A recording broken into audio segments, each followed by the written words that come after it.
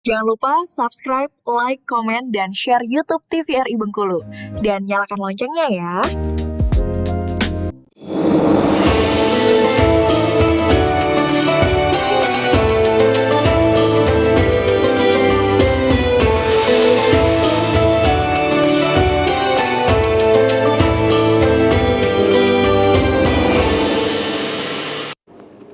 Terima kasih pemirsa masih setia bersama kami di Mutiara Kalbu. Pada hari ini kita masih membahas mengenai kunci tenang rumah tangga ya. Kita sudah masuk ke segmen terakhir ibu-ibu. Apakah masih ada yang ingin bertanya Bu di sini? Ya, silakan Bu. Assalamualaikum warahmatullahi wabarakatuh. Waalaikumsalam warahmatullahi wabarakatuh. Di sini bersama Ibu Leli dari Masjid Firdaus Jannah. Ingin bertanya Pak Ustaz ya. Ya. Menurut agama Islam Pak Ustaz, bagaimana cara mengatasi konflik antara suami dan istri, tapi tanpa harus menyakiti? Ya. Itu aja. Terima kasih. Assalamualaikum warahmatullahi wabarakatuh. Waalaikumsalam warahmatullahi wabarakatuh. Silakan dijawab Pak Ustaz pertanyaan dari Ibu Leli. Baik, sepanjang suami istri faham dengan hak dan kewajiban, itu bisa meminimalisir konflik. Ya, bahwa sekalipun ada hak dan kewajiban, butuh juga saling fleksibel dalam melihat hak dan kewajiban. Saya misalkan, saya paham bahwa masing-masing kita suami istri bekerja, kita punya tugas, kita punya hak, kita punya kewajiban. Tapi seorang suami ketika melihat kondisi istrinya yang perlu dibantu, ya dibantu. Istri juga begitu, ketika suaminya dengan segala aktivitasnya saat itu butuh apa, dipenuhi. Ya, jadi kan itulah yang bisa, salah satu yang bisa meminimalisir konflik.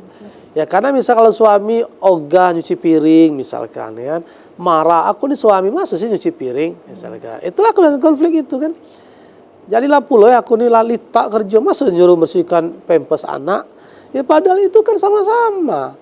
Ya, makanya suami paham, oh istri ini kan dia memang sebagai apa yang di bawah suami, tapi dia juga bekerja, oh dia juga ngurus anak, oh dia menyusui, oh dia harus ini, ya suami mengambil alih dan seterusnya.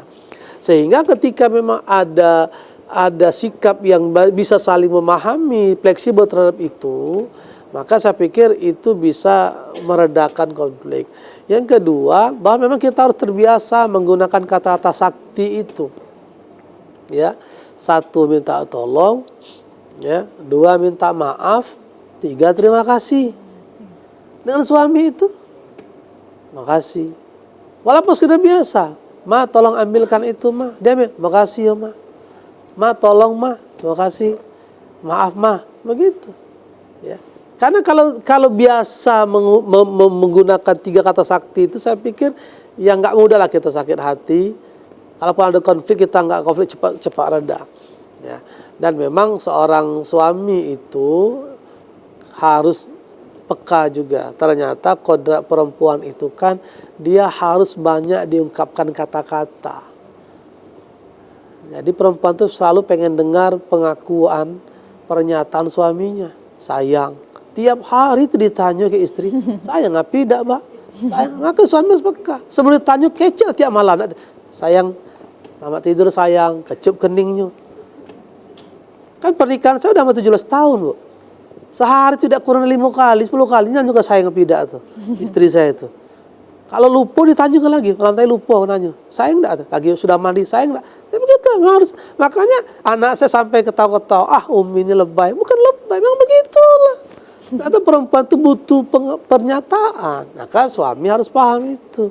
Sehingga yang tadi itu kita nggak akan mudah lah untuk konflik atau merasa sakit hati ketika ada masalah. Gitu Bu ya. Iya baik, terjawab Ibu. Ya, ada lagi Bu yang ingin bertanya?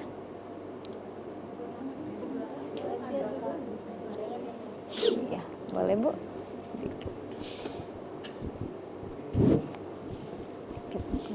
Bismillahirrahmanirrahim. Assalamualaikum warahmatullahi wabarakatuh. Waalaikumsalam warahmatullahi wabarakatuh.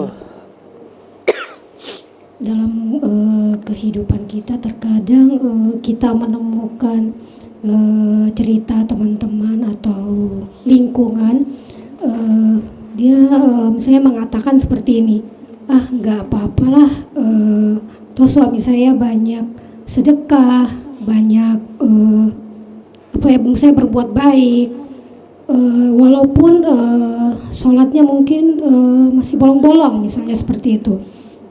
Nah, bagaimana kita menyikapi hal omongan-omongan seperti itu? Mungkin bukan seorang suami aja, mungkin seorang istri juga ada yang seperti itu. Iya. Demikian Ustaz. Assalamualaikum warahmatullahi wabarakatuh. Waalaikumsalam warahmatullahi wabarakatuh. Boleh Pak Ustadz dijawab? Baik. Satu hal yang pasti, sholat itu perintah utama. Silakan banyak sedekah, silakan humble dengan kawan kerja, familiar dengan yang lainnya, tapi sholat tak utama. Jangan lalu menggampangkan seolah-olah tidak apa-apa lah kita di belum sholat, yang penting sedekah. Karena kaidahnya itu kan yang wajib didahulukan atas yang sunnah. Ya kalau belum bisa 5 waktu ya terus berjuang agar tetap sholat sampai 5 waktu sehari. Jangan bertahan di bolong-bolongnya. Kita tuh nggak ada yang suka bolong. Dompet bolong nggak suka, celana bolong, gamis bolong pasti nggak suka. Kenapa kok sholat bolong suka gitu loh. Jadi jangan lagi dibiasakan tidak apa-apa bolong-bolong sholat, yang penting rajin sedekah. Enggak begitu. Ya bersyukurlah masih bisa sedekah, tapi sholat jangan bolong. Diperjuangkan agar 5 waktu. Nah begitu yang benarnya itu narasinya. Baik seorang suami maupun istri, ya silakan istri bertanggung jawab dengan pekerjaannya, tapi sholat jangan ditinggalkan. Kan begitu. Terima kasih Pak Ustadz atas jawabannya. Terima kasih juga ibu-ibu atas waktunya di sini.